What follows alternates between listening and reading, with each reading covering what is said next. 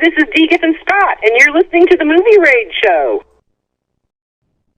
It's time for the Movie Raid, and tonight's victim is actress Dee Giffin Scott. Has played in lots of films such as Star Trek Next Generation, Out of Time. Hello. Hi there. This is exciting. Love your show. I've listened to several other of your different people that you've had on with different films and stuff, and it's really good. Thank you for inviting me. Always so. Do you have anything that you can't talk about, or is this the project that you can talk about right now? Oh, Out of Time? Out of Time is just fabulous. I mean, it really is very much, I want to say, science fiction. As opposed to science fiction, it's not like Bang Bang, Cowboys and Indians. It's more a flavor of like a Jules Verne, 20,000 Leagues Under the Sea, or A Journey to the Center of the Earth. I mean, I'm a big science fiction fan as well, and it's just like, I was so excited when I read the script. I was like, oh my God, the amount of research and stuff that was done scientifically in order to make this film. I mean, it took the writer 5 years to get the script together, and it's because of all the detail that is just really important, and how it's all tied together with things that actually happened and things that are actually happening. So it's really exciting, I must say. Well, that's very cool. Where's this taking place in terms of location? Is this like within the States, or are you bouncing from other locations between the United States and outside of the United States? We'll be filming in Australia, and we're also filming in Japan, and we're going to also be filming in New York. Those are like the main locations for the filming. We start out in 2085 time period and stuff. It has a lot to do with what's happening in the news right now. A lot of things are going to be explained, flying through black holes or anomalies. My character is really fun. She is a scientist. She developed something that was really unusual that created all sorts of stuff that needed to be addressed in research. I get to perform with other artists who are military. It almost has a flavor in style, a little bit like, I want to say, fast-paced with bad guys, somebody who's trying to stop us from what we're doing, almost like a James Bond-ish action film, but with a science fiction part as well. I mean, it's just real different, and that's what I was really excited after I read the script. It was like awesome. To me, it really has everything that I really like, real science fiction. So I'm really excited. You know, even though it's reality and unreality, for this type of film, is it actually okay to mix the both within this type of film? And there's a lot of films out there that do the same thing, but is it okay with this type of film? This film is really based on the way that it was written on a lot of things that have actually occurred. Real locations, real time periods, real things that have happened. And for various reasons, you can't change the time continuum, can't kill anybody. I mean, you could die yourself. But you're going into different time zones. It's not a time machine. Pretty much traveling through black holes, that concept, that kind of idea. And it's like getting something done. There's a mission. This isn't just arbitrarily doing this or that. I mean, there's an actual mission of things that need to be taken care of. It is very different, and it is really exciting. And it does have some really ironic humor and stuff to it as well. It is a great experience to go through this. I mean, this is the first time for me doing I did leading roles in a lot of theater, and I've done supporting roles and other things as an actor. But, I mean, this is like the biggest thing for me, and I certainly deserve it, because I've done a lot of different alien characters and done science fiction for years. And the fact that I'm not 22, but I'm a seasoned scientist, and it's wonderful. I get to play something that kind of encompasses everything that I've ever done before into my character now. It's like the reward. It's like the icing on the cake for working so hard for so many years. It's really great. And having to come back home to what you're used to within this genre that you're most happy at, when other actors are straying to other genres, and even though they're more known for that main genre between science fiction, or whether it's horror, fantasy, and so forth, do you think it's best for them to stray away from their more comfortable area and then coming back later to be more refreshed and actually almost have a reality check to get back into what they used to really get into? It encompasses for me two of my passions, which is comedy and timing and stuff, and also serious aspects of an adventure film. So for me, it's like all the different things that I love and different genres that I love, all kind of tied up in one nice big package. And So, yes, going back into science fiction stuff is wonderful because I love the costumes. I like creating the different characters, and I love the idea of all these different time periods that I get to perform in with all these different things and all the different situations that take place. That's just exciting because it's like you're in a different, as an actor, you get to be in all these different times and different things, doing different things, and it's all having to get something done quickly, so everything has to be fast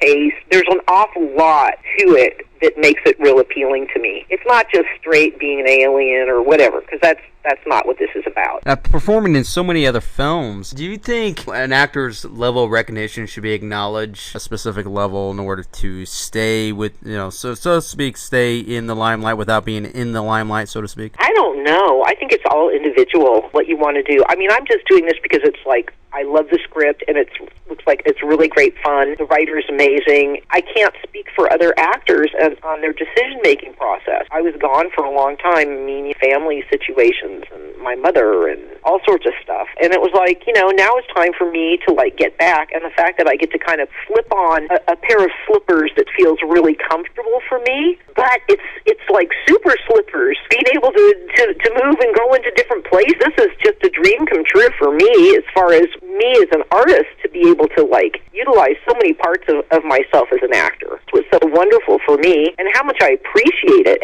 at being older and not being 22 years old. I mean, the appreciation factor of it is like I get to use everything I've learned for years and years into the character that I'm going to be playing. It's just really exciting in that way. It's interesting though when there are actors that when age comes into place in reality and having to perform all these other tasks and roles, but as the roles keep going and as you get older, either the companies start limiting you as an actor of the roles that you play. Do you think that maybe this is a little bit too discriminating in some aspects, even though there's a lot of older actors out there that can nail it despite of how many films they've done over the years? I think that there's wonderful roles and things like that women my age absolutely should be doing. And it's sort of like if somebody was much younger, it just wouldn't work. It's not just a single cast. There's so many people and so many different situations and different time periods. It really gives everybody a chance. Now, genres like this, like sci-fi and fantasy and so forth, do you think these types of genres should be pushed a little bit harder and forward to other mediums in order to gain better popularity? Not necessarily. I think that part of the problem has been is that we have certain, Star Wars, Star Trek kind of thing and a certain style and stuff. And, years ago, we had time travel films and, television series and stuff like that. Sort of like going back to the roots of where we stopped sometimes in the 50s and 60s, and we didn't explore far enough in those areas. And that's happening now. I think more people are going into other genres instead of just doing the next and then the next built on one thing. There has to be expansion because science itself is changing so rapidly with the new things that they're finding out. And basically, it's a way of entertaining and also getting people interested in what's happening in the science community. I minored in geology, and I've always been interested in science and also science fiction besides being an actor. This is something that I've been involved with my entire life. A personal interest is the science aspect. For me, is really exciting that we're dealing with all this stuff. In terms of today's filmmaking, do you think diversity is kind of on the fence to appeal even to the outside audiences? I don't know. I really don't know. Everything has its own flavor and style, and certainly in our film, they can be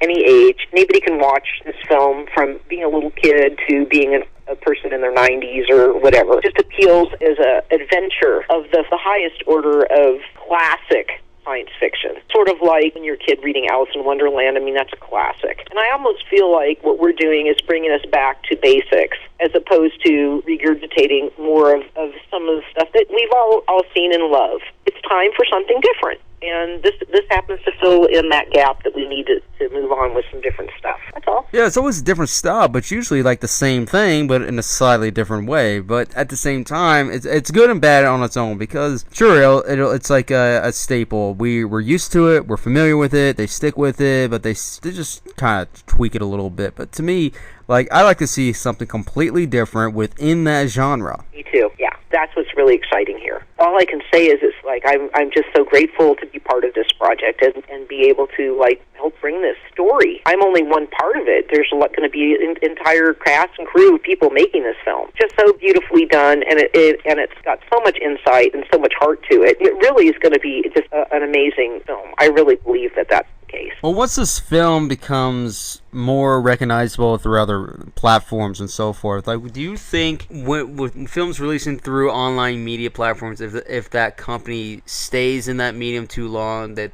there's a possibility that project could actually fail if they stick around long enough in that area? It depends what you're doing. I mean, we already have a second sequel almost finished, and because we can be at different times and different places, different things during important points in history, let's put it this way, that just leaves the door wide open. To answer your question, I think that if it's done correctly and it has the right basics, that it can be expounded upon and remain interesting and different each time. But unfortunately, some of these projects have become pretty popular, and then they just end within, let's say, the second or third season if it's a TV show or if it's an actual series of some kind. And if it's like one episode and then it gets canceled the next day, even if it's got positive reviews. I understand they want to get the best out of the best, but sometimes in a way you're kind of overdo it yourself, because if you got a good project, let it sit there for a little bit and see what happens within a couple months, and if it goes crap, then take it off. But no, the thing is, that's why this is not a series. This is a feature film. This is a big budget feature film for a reason, because there has to be creative control over the project itself and the ability to be able to make something an epic story. Can't be tied by the people not wanting to watch it. I mean, it's better just to blow it out and make it a big feature film. That's all. Some things work breaking it down into subplots and a series every week or whatever. This is not one of those scripts. This is not one of those stories. This is something a lot different, and it really wouldn't work on an episodic show or something like that. So we're talking apples and oranges here. It's a completely different thing, I think. Do you think this will be easier to promote out there, a lot easier than some other films like that are pretty much trying hard to get out there? But with this film, having to promote it through other areas, through streaming or whatever, trailers and so forth, do you think it's a lot easier to get this out there than anything else? I do believe that, because it appeals to across the board age group. It also appeals to many different countries and places all over. I mean, it's not so into one particular thing. It's just its own thing. What can I tell you? It's its own thing, and it's real different, and I have high hopes that everything's going to work out really well, because I think it's a great story, and it's really well done. I just remember Alfred Hitchcock said there's only 3 things that you need to make an excellent film: a great script, and a great script. And I feel that we have a great script. That's all. It better be a great script. That's all I can say. Exactly. I have great hopes for it, and I feel really good about it, and I'm going to do my best when I'm working on it to do the best job I possibly can to play my character exactly as what the director sees and the producers. And, it's just going to be such a joy. It really is to be able to be in these different times and be able to play my character. I'm just really thrilled about it. There's a lot of interest. You throw the spaghetti against the wall and say, let's just go big or go home, and see what happens. Yeah, that'll do it, man. Yeah. Go ahead and plug in any websites regarding to this project or any other past project that we can check out right now. Well, I mean, somebody can go to Facebook and check me out, and I have links at Dee Giffin Scott, and then I have links there to other things, my MTV and other things that I've got going on, and they can check everything out. Right now, it's just it's in a phase where it's just like really early promotion. There's some bits and pieces of stuff that has been filmed for pre-production purposes. You get a flavor of what's happening. But as far as the next step goes, this is just really just putting it out there that we're doing this. This is not the big bang part of it. This is just the real early phase of getting ourselves out there, and so that people kind of get an idea that something's happening. Very cool indeed. And there you have it, everybody. That is actress Dee Giffin Scott. Thank you so much.